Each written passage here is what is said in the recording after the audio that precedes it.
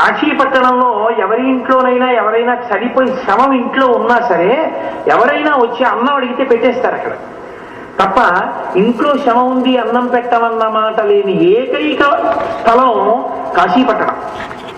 కాశీపట్టణంలో అన్నం దొరకకపోవడం అన్నది ఉండదు.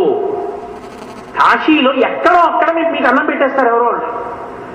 అది కాశీపట్టణానికి ఉన్న వైభవం అసలు. అందుకంటే అన్నపూర్ణ తిరుగుతుంది మధ్యాహ్న వేళ ఆవిడ.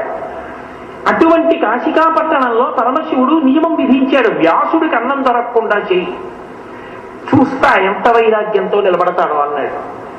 అన్నం దొరకకపోయేసరికి వ్యాసుడికి ఎక్కడ లేని కోపం వచ్చి కాశీపట్టణాన్ని శపించబోయాడు. శపించబోతే ఆవిడ గబగబా బయటికి వచ్చిందో, ఒక బ్రాహ్మణ ఇల్లాలు రూపంలో పైకొచ్చింది. పైకొచ్చి, ఎందుకో అలా చెప్పిస్తున్నావు, మా ఇంట్లో భోజనం చేయి అంది. మీరు కొంచెం జాగ్రత్తగా గమనించండి, ఆవిడ మామూలుగా ఇలా పిలిచి ఎందుకంటే అంత కోపం, రండి మా ఇంట్లో భోజనం పెడతాను అందనుకోండి, గాజులు ఏం పెద్ద గల్ గల్ గల్ గల్ మనవు. ఇలా అంటే ఏమంటాయి పెద్ద, మా ఇంట్లో భోజనం చేయండి అంటే ఏమనవు. కానీ ఆకలితో ఉన్నవాడిని చూసి ఆవిడ ఊరుకోదు. అందుకే శ్రీనాథుడి నోటి వెంట వచ్చిన పద్యం ఏం పడిందో తెలుసా అండి? ఆయన అన్నాడు, వేద పురాణ శాస్త్ర పదవీ నదవీయసి అయిన పెద్ద ముత్తైదువా, కాశికానగర హాటక పీఠ శిఖాధిరూఢ అయి ఆదిమశక్తి సంయమీవరా ఇటు రమ్మని హస్త సంజ్ఞాతరలీల చేసే రత్న కటకాభరణంబులు కల్లు కల్లనం అన్నాడు. ఇలా చేయబెట్టి రండి అనలేదుట. ఆకలితో ఉన్నవాడిని చూస్తే అమ్మ మనసు కొట్టుకుపోయి, ఎవరావిడ? ఆ తల్లి వేద పురాణ శాస్త్ర పదవీ నదవీయసి అయిన పెద్ద ముత్తైదువా. ఆవిడ పెద్ద ముత్తైదువా. ఆవిడ ఐదోతనానికి లోటు రావడం అన్న మాటే లేదు లోకంలో. అంత పెద్ద ముత్తైదువా, అయ్యి ఆదిమశక్తి, ఆదిపరాశక్తి, కాశికానగర హాటక పీఠ శిఖాధిరూఢ, కాశికాపట్టణంలో ఉండేటటువంటి పీఠాధిష్టాన దేవత, ఇలా చెయ్యెత్తి సంయమీవరా ఇటు రమ్మని, ఇలా రా అన్నం పెడతాను, ఎందుకు అన్నం లేదని బాధపడతావు, ఏటా శాపం కూడా ఏంటి, ఇలా రా ఇలా రా అని ఇలా ఇలా పిలిచిందిట.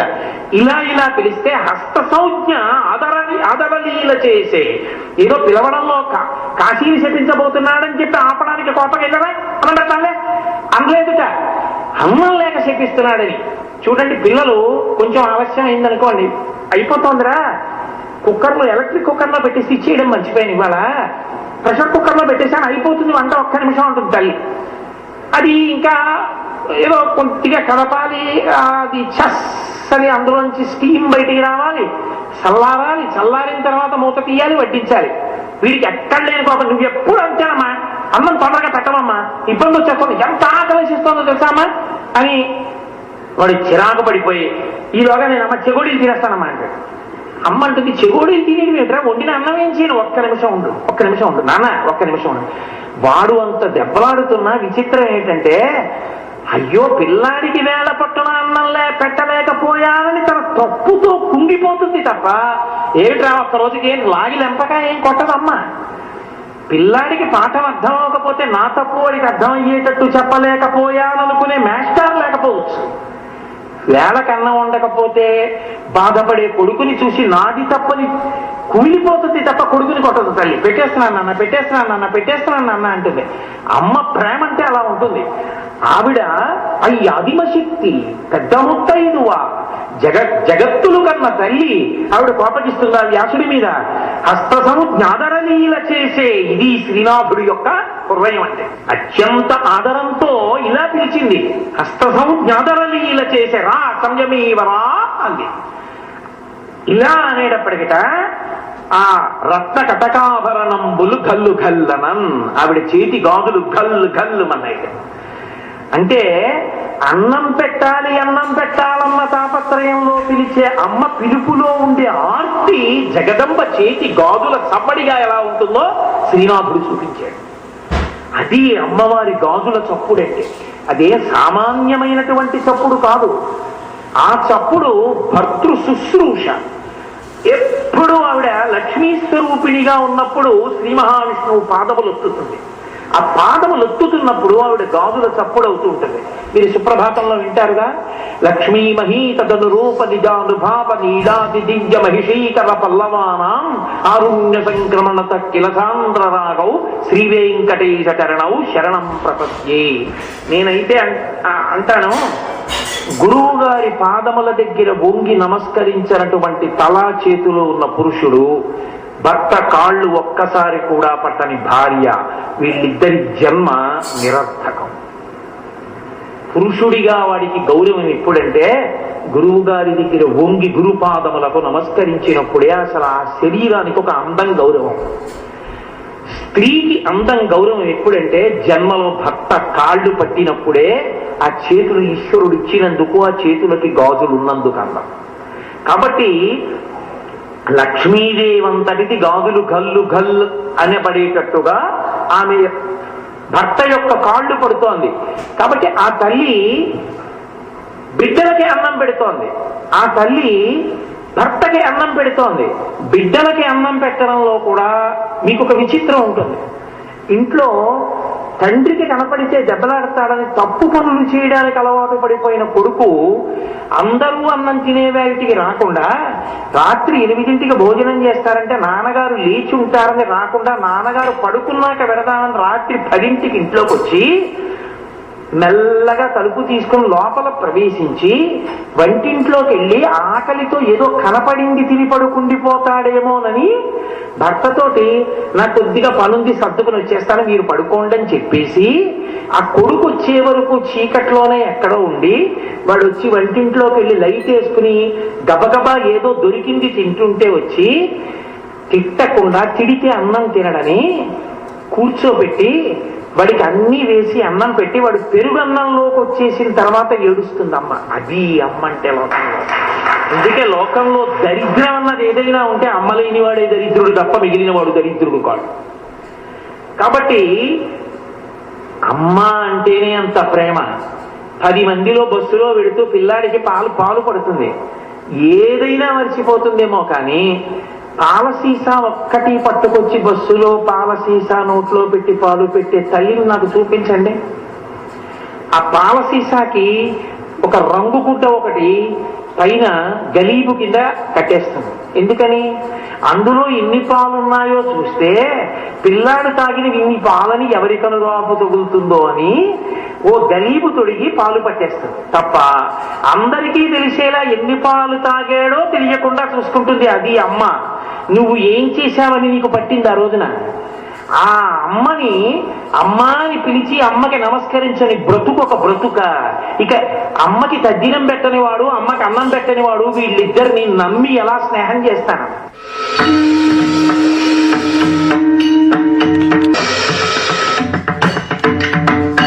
అమ్మకి తద్దినం పెట్టని వాడు, అమ్మకి అన్నం పెట్టని వాడు, వీళ్ళిద్దరిని నమ్మి ఎలా స్నేహం చేస్తాను?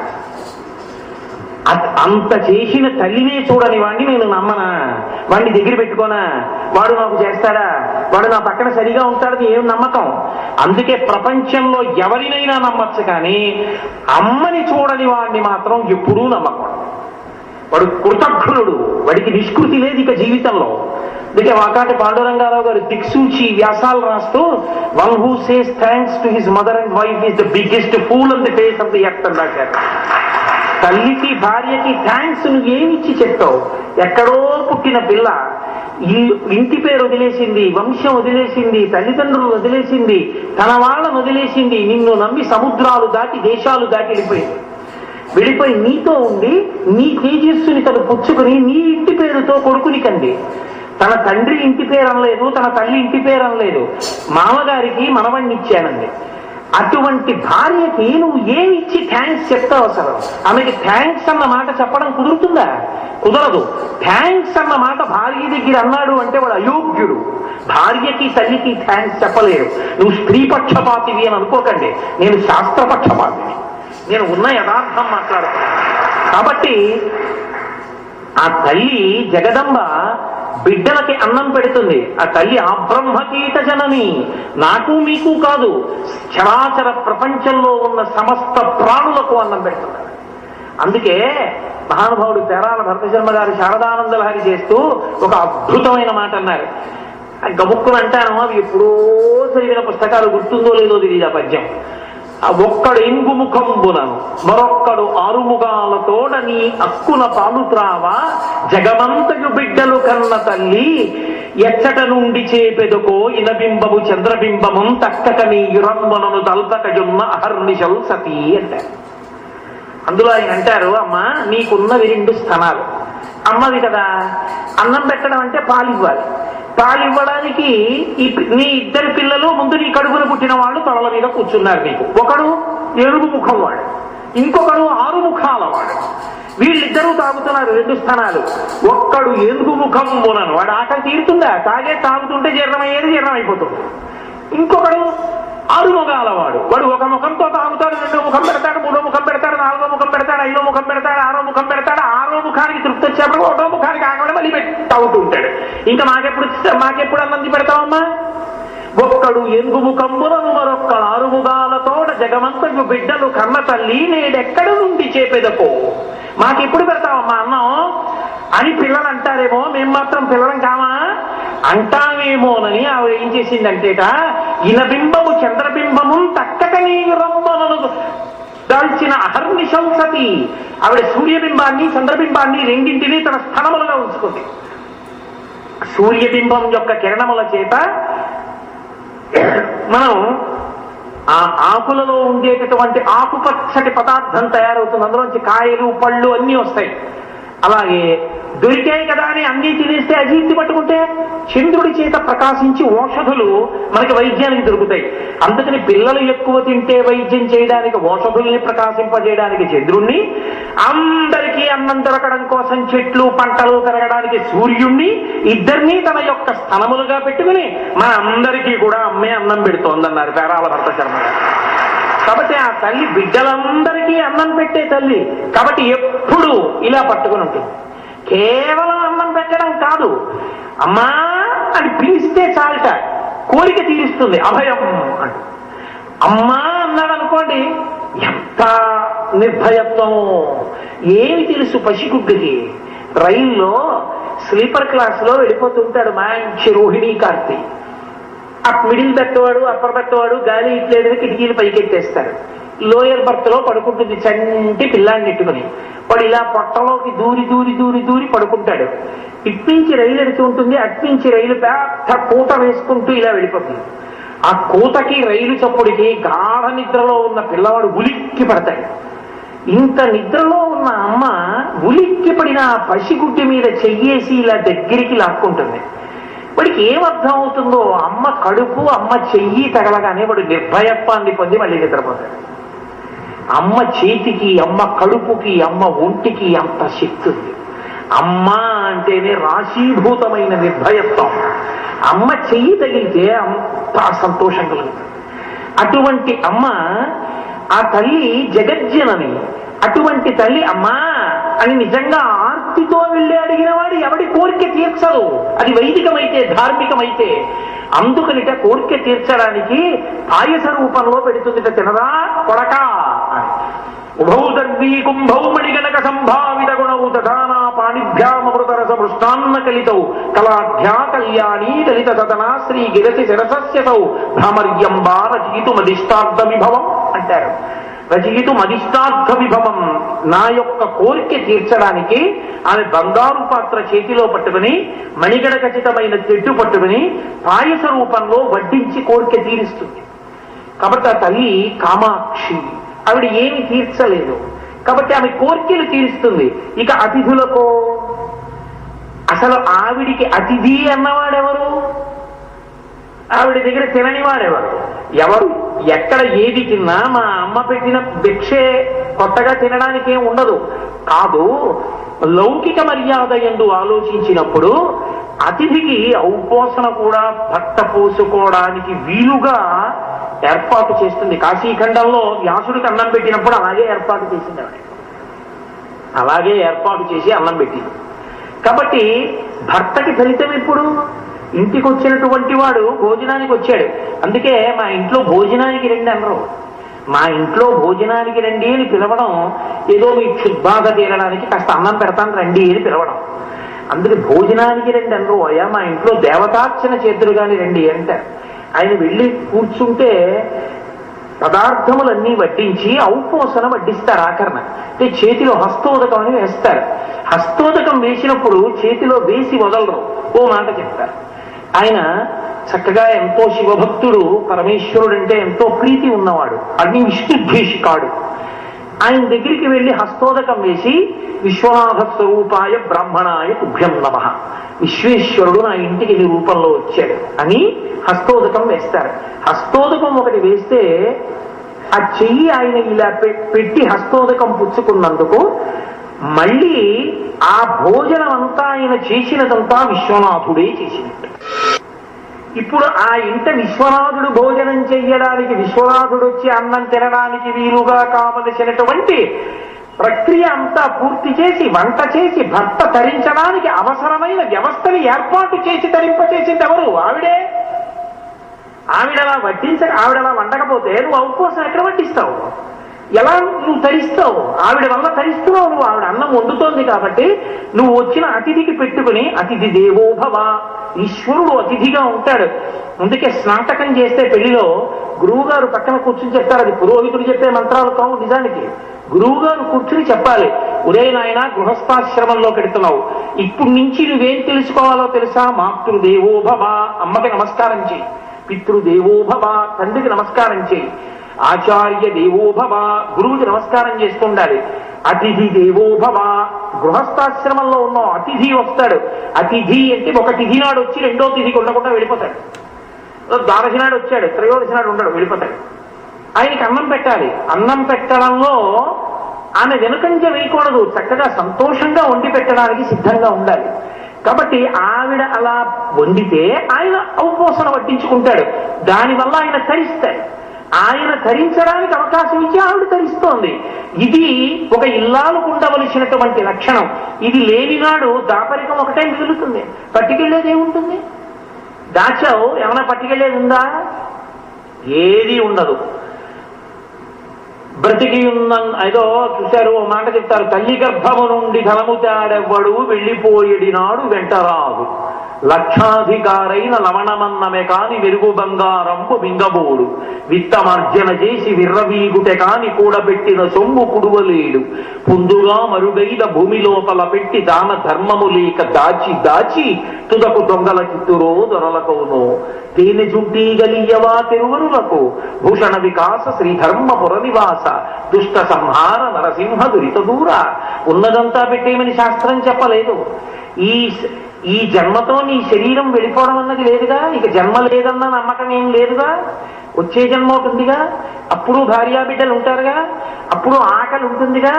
అప్పుడు ఆకలితో వెళ్ళి ఇలా అడిగి తినవలసిన అవసరం లేకుండా నువ్వు తిని పెట్టగలిగిన చెయ్య అవ్వాలి అంటే, ఒకరికి పెట్టి తినగలిగిన చెయ్యి అవ్వాలంటే ఇప్పుడు పెడితే కదూ అప్పుడు పెట్టి తినగలవు. ఇప్పుడు పెట్టని చెయ్య అప్పుడు సాచే చెయ్యి అవుతుంది తప్ప పెట్టగలిగిన చెయ్యి ఎలా అవుతుంది? అందుకు కదూ కనకధారా స్తోత్రం వచ్చింది. బ్రాహ్మణి శంకర భగవత్పాదులు బ్రహ్మచారిగా ఇంటి ముందుకొస్తే కాస్త పట్టుకెళ్లి పదార్థం ఆయన యొక్క చేతిలో పెట్టలేకపోయింది. లక్ష్మీదేవిని ప్రార్థన చేశారు శంకరాచార్యులు వారు. ఆవిడండి, శంకర నీకు ఇస్తాను, ఆవిడికి ఇవ్వను. ఎందుకో తెలుసా? గత జన్మలలో ఇలా పెట్టింది లేదు. ఇలా పెట్టింది లేని వ్యక్తికి నేను ఏమని ఇవ్వను, ఏ పుణ్యం అడ్డు పెట్టి ఇవ్వను చెప్పు. కాబట్టి ఇవ్వలేను. అంటే అది శంకరాచార్యుల వారి యొక్క గొప్పతనం ఎక్కడుందంటే, ఆయన ఒక మాట అన్నాడు, అమ్మా విహంగ శిశం విషణ్ణే దుష్కర్మ ఘర్మమపనీయ చిరాయ దూరం నారాయణ ప్రణయనీ నయనాంబువాహ అన్నారే. అమ్మా ఆ బ్రాహ్మణి ఎవరో తెలుసా? ఆమె విహంగ శిశం విషణ్ణే అన్నారు. బాలశంకరులండి, బ్రహ్మచారి. అది శంకరుల కవిత్వం అంటే అలా ఉంటుంది. విహంగ శిశవు. మీరు చూడండి, అలా వెళ్ళిపోతున్నారు అనుకోండి రోడ్డు మీద, బాబు ఆకలేస్తోంది బాబు, ఆకలేస్తోంది బాబు అంది ఒక ఆవిడ. మీరు వెళ్ళిపోతారు అలా చూసి, ఏమో నిజం అబద్ధం అని. ఆవిడ బాబు ఆకలి బాబు ఆకలి అంటుంటే ఓ చిన్న పిల్ల, ఓ 4 ఏళ్ళో 3 ఏళ్ళో ఉన్న పిల్ల, అమ్మా ఆకలేసేస్తోందమ్మా, నిలబడలేకపోతున్నానమ్మా, ప్రేగులు మండిపోతున్నాయమ్మా, అమ్మా ఏమన్నా పెట్టమ్మా, ఆవిడ్ని ఇలా కొట్టేస్తోంది అనుకోండి, మీరు వెళ్ళిపోగలరా? మీరు వెళ్ళిపోలేరు. తల్లికి లేకపోతే ఆగగలరు, పిల్లకి తల్లిని పెట్టమని ఏడుస్తుంటే మీరు కదలలేరు. అందున అన్నిటికన్నా లోకంలో ఆకలి ఎక్కువ ఉండేది ఎవరికంటే పక్షులకి. శంకరాచార్యులు వారు అన్నారు, నేను పెడితే ఆవిడ ఆకలి తీరదమ్మా, నువ్వు నాకు ఇచ్చి నేను ఇస్తే. పక్షి పిల్ల లాంటిదమ్మా ఈ బ్రాహ్మణి, ఆకలితో ఉంది. పక్షి ఒక మనుష్యుని యొక్క సంతానం, ఒక చిన్నపిల్ల ఆకలితో ఉంటే వెళ్ళలేమే మనుష్యులం మేము. పక్షి పిల్ల ఆకలితో కొట్టుకుంటుంటే పాప ఏమీ పెట్టింది లేదు నేను ఇవ్వనంటావా? ఎలా అంటావమ్మా? ఒకవేళ నిజంగా ఆవిడ పెట్టింది లేదు, ఆవిడ చేసిన దుష్కర్మలన్నింటినీ కొదాదోడారయ్యమ్మా నీ అనుగ్రహంతో, నీ కంటి చూపుతో కొట్టేయి. పుణ్యం లేదంటానే నా చేతిలో ఎండు ఉసిరికేసి నీ పుణ్యం చాలా దాను ఇవ్వాలనుకుంటే అన్నారు. అమ్మవారు పొంగిపోయి లక్ష్మీదేవి బంగారు ఉసిరికలు కురిపించేసి, ఇప్పటికీ ఆ పేద బ్రాహ్మణి కుటుంబంలో ఎక్కడ బంగారు ఉసిరికలు కురిశాయో, ఎక్కడ బంగారు ఉసిరికలు కురిసిన తరువాత వాళ్ళు పెద్ద ఐశ్వర్యవంతులయ్యారో, ఆ వంశం వాళ్ళు ఇప్పటికీ శంకరాచార్యుల వారు నిలబడి కనకధారా స్తోత్రం చేసిన ప్రదేశం ఇప్పటికీ ఉన్నాయి. వాళ్ళు జ్ఞాపకంగా కనకధార చేస్తే మాకు ఐశ్వర్యం వచ్చింది అని గుర్తు కోసమని వాళ్ళు ఇంటి ముందున్న పెద్ద గేటు మీద స్వర్ణతమనాయ్ అని బోర్డు పెట్టుకున్నారు. వెతుక్కుని వెతుక్కుని వెతుక్కుని నేను కేరళలో ఆ అగ్రహారానికి వెళ్ళాను. వెళ్ళి ఆ ఇల్లు చూసి ఆ ఇంటి ముందు నిలబడి ఎక్కడ కనకధార చేశారని చెప్పుకుంటామో అక్కడే నిలబడి కనకధార స్తోత్రం కూడా చేశాం. మా మోహన్ రావు గారు కూడా సభలోనే ఉన్నారు, ఆయన మేము అందరం కలిసే వెళ్ళాం. కాబట్టి ఏది నువ్వు ఇప్పుడు చేశావో అది నీకు ఉత్తర జన్మలో రక్షిస్తుంది. ఇప్పుడు పెట్టనిది నీకు రేపు ఎక్కడి నుంచి మళ్ళీ పెట్టగలిగిన అధికారాన్ని ఇస్తుంది. కాబట్టి భర్త పెట్టాలన్నా తాను పెట్టాలన్నా భార్య వండితే కదూ అన్ని దానముల కన్నా అన్నదానము మిన్న. ఆకలితో ఉన్నవాడికి పట్టెడన్నం పెట్టడం గొప్ప. ఎప్పుడు భార్య సహకరిస్తే కదూ, పట్టెడన్నం వండితే కదూ. నేను కొన్ని ఇళ్లలో చూస్తుంటాను, సున్నితపు త్రాసుతో కొలిచి వండుకుంటారు. ఒకవేళ రోజున పులుసు నచ్చి భర్త ఇంకొంచెం అన్నం అడిగితే ఉండదు. అదేంటి అన్నం లేదా అంటే, రోజు డబ్బా సరిపోతుంది కదా అంతే వండానంటారు. ఇంత మిగిలితే ఏమైంది అన్నారనుకోండి, ఎందుకు వేస్ట్? అదేంటి నువ్వు ఎందుకున్నావు గృహస్థాశ్రమంలో? ఎవరూ లేకపోతే భూతబలి బయటపడై పక్షులు తింటాయి, కాకులు తింటాయి, కుక్క తింటుంది, పంది తింటుంది. నువ్వు అలా గిన్నెలో ఉన్న కరిమెతుకు నీకు సరిపోవడానికి మాత్రమే వండుకు తినడం అలవాటైతే వచ్చే జన్మలో ఒక మెతుకు నీకు పెట్టడం ఎలా కుదురుతుంది? కనీసం అడుగునున్నది తీసి పెట్టడానికి కూడా మిగల్చకపోతే ఒక గుప్పెడు. కాబట్టి నేర్పారు మనకి శంకరాచార్యులు వారు, నేర్పింది మనకి అన్నపూర్ణ. అమ్మ అన్నం పెట్టేటప్పుడు అయోగ్యుడని పెట్టదు, అయోగ్యుడి కోసమే ఎదురు చూసి పెడుతుంది. అయ్యో వీడు దారి తప్పిపోయాడు, నాన్నగారితో కలిసి తినలేదని రాత్రి మెలకువగా ఉండి వాడిని కూర్చోబెట్టుకుని అన్నం పెట్టి ఏడుస్తుంది. ఒరే నాన్నగారు బాధపడుతున్నారు, ఏమిట్రా నీ కర్మ ఈ చీకట్లో వచ్చి అన్నం తింటాం, నాన్న ఇలా చేయకురా అని ఏడుస్తుంది తల్లి. అందుకే ఇప్పటికే మీకు కేరళలో చిరుప్పన్నం అని ఒక క్షేత్రం, అక్కడ అన్నపూర్ణేశ్వరి అమ్మవారి యొక్క క్షేత్రం. ఆ క్షేత్రంలో ఏం చేస్తారంటే వచ్చిన వాళ్ళకి ఎవరికి అన్నం లేదనరు, అలా పెడతారు. అన్నం పెట్టేసి రాత్రి 10 అయిన తర్వాత ఒక బస్తాడు బియ్యం అన్నం వండుతారు, 100 కిలోల బియ్యాన్ని అన్నం వండుతారు. అన్నం వండి పొద్దున్న అందరికీ ఏం పెట్టారో అవన్నీ మళ్ళీ వండుతారు. వండి వేడిగా ఈ పదార్థాలు అన్నం పట్టుకెళ్ళి చీకట్లో గుడి వెనకాతల ఉన్న అరణ్యంలో పెట్టి వచ్చేస్తారు. కొన్ని అరిటాకులు, మంచినీళ్లు అన్నీ పెట్టి వచ్చేస్తారు. ఎందుకంటే అమ్మా వాడి కర్మ దారి తప్పిపోయాడు, దొంగగా ఉన్నాడు, 10 మందిలో వచ్చి అన్నం తింటే పట్టుకుంటాడు.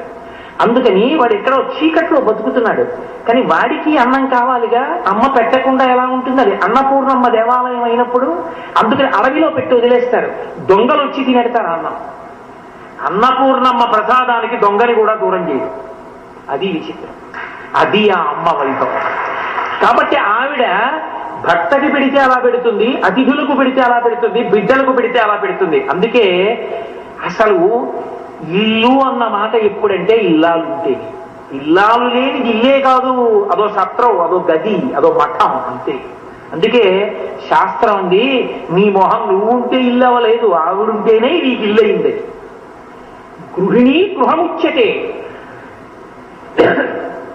గృహిణి ఇల్లాలు ఎక్కడుందో దాన్నే ఇల్లని పిలుస్తాడు. ఆవిడ తిరుగుతుంటే ఆవిడ పట్టాల చప్పుడు వినపడి, ఆవిడ గాజుల చప్పుడు వినపడింది, అది ఐశ్వర్యం, అది ఇల్లు.